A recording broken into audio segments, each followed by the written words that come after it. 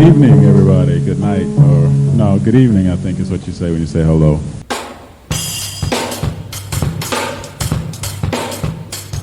Talking Dirty with Maestro.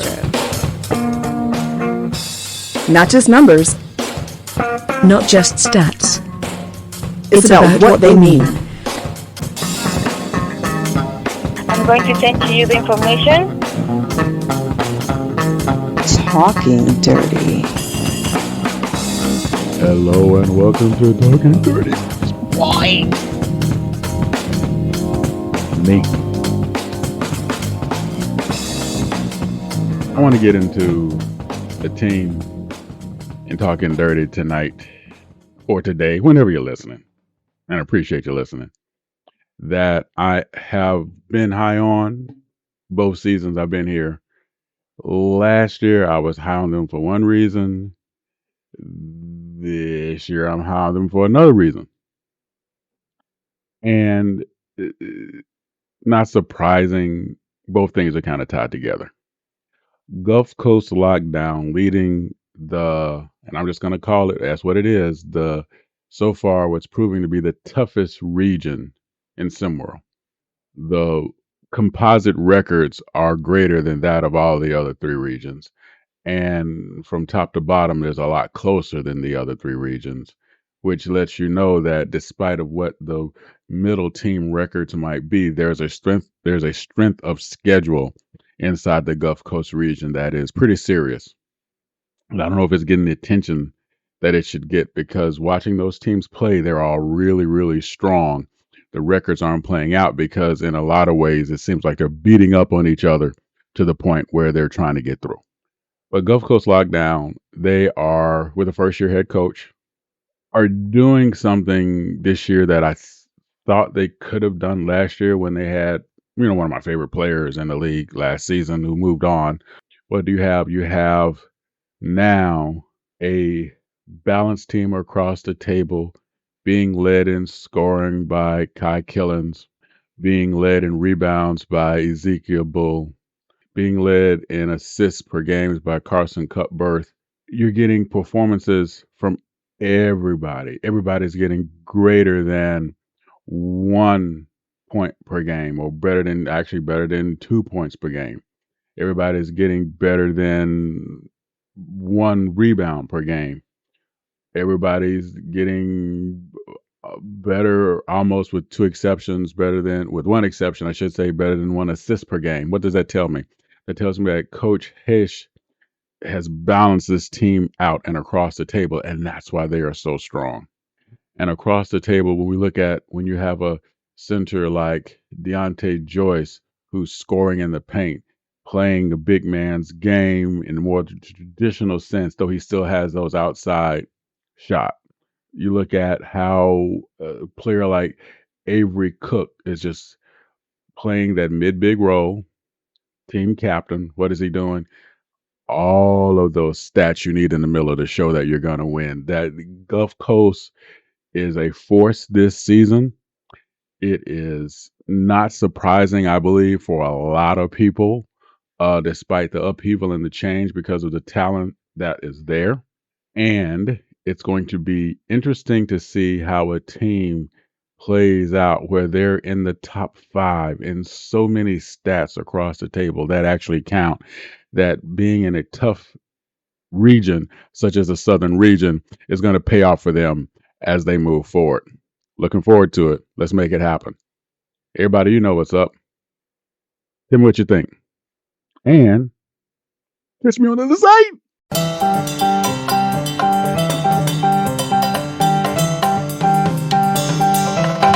Thank you for listening to the Maestro. Want to get involved? Bring it. Drop in discord.gg/SimWorld Hoops. If you have the brain, join as a coach. If you have the game, join as a player. See the game, be the the game. Now, back to the Maestro.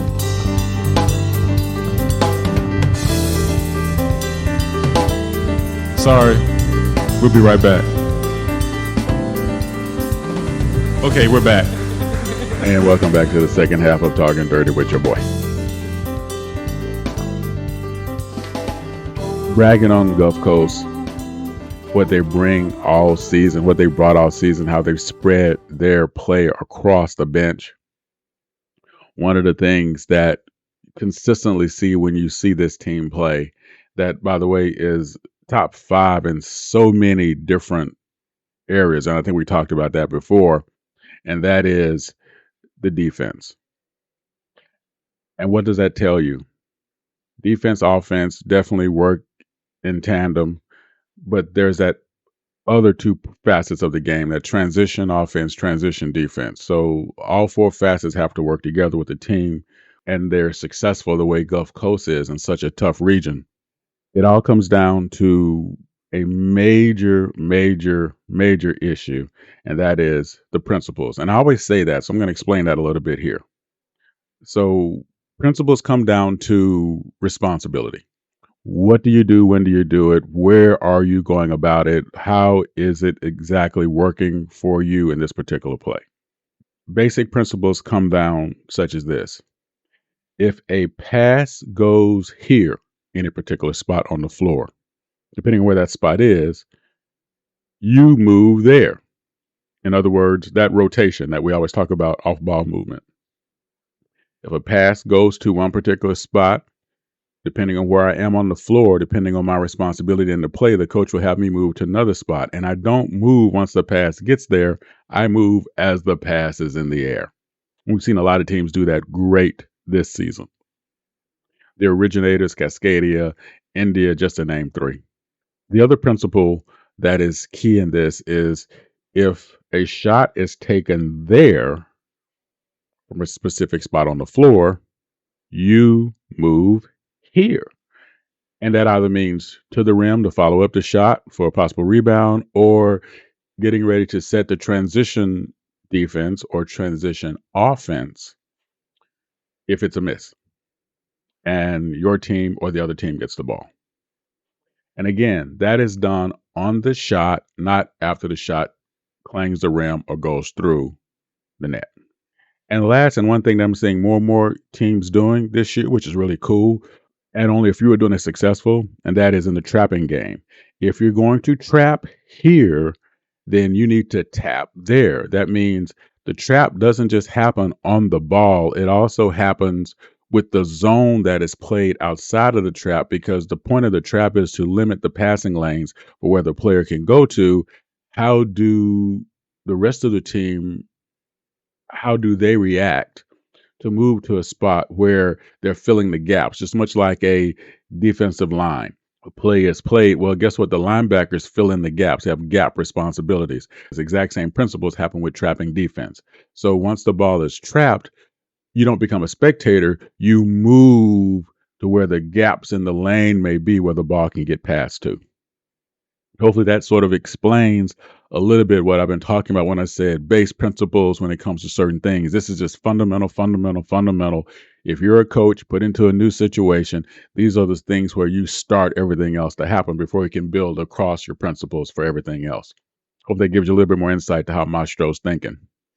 Y'all know what's up. Holla at your boy. Let me know what you think. Let me know what I missed. Let me know something you might want to hear more about. We can talk about it. Have some fun with it. And no matter whatever you do, as you're doing that, never let Jason Bourne drive you to the prom. Like I need to talk to somebody.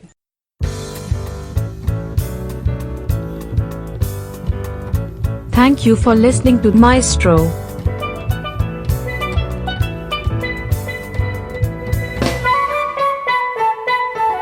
Thank you again for checking out Maestro.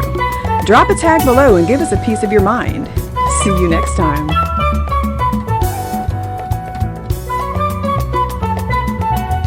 Well, thank you for your time. Have a wonderful day.